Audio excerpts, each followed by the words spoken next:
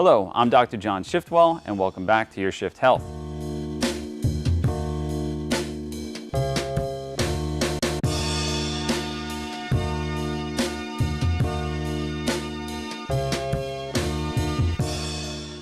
Today we're going to be discussing the installation of your torque converter.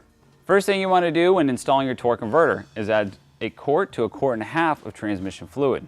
Secondly, you want to grease different parts of the transmission and torque converter. First, the locking ring, the hub, and then the stator. This is going to help prevent any tears of the front seal. For demonstration purposes, we're going to use a smaller torque converter so you can better see how it sets into the transmission. On this specific one, you should hear 3 clunks.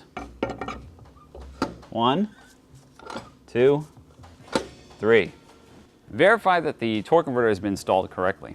There should be 1 inch to 1.5 inches between the mounting hub and the bell housing. You should not be able to reach your hand between the converter and the pump, but for demonstration purposes, this is a smaller converter and we're allowed to do that. It's very important to make sure your torque converter is installed completely. If the torque converter is not completely installed, you can cause pump damage. After installing the transmission, add 4 to 5 quarts of fluid through the filler tube. Start the vehicle, allow it to warm up, then add more fluid to the recommended levels of your dipstick. Thank you for watching Your Shift Health. For more information on the well-being of your transmission, stay tuned throughout all International Shift Awareness Month. And don't forget, visit monstertransmission.com, like, subscribe, and if you have any questions, leave a comment below.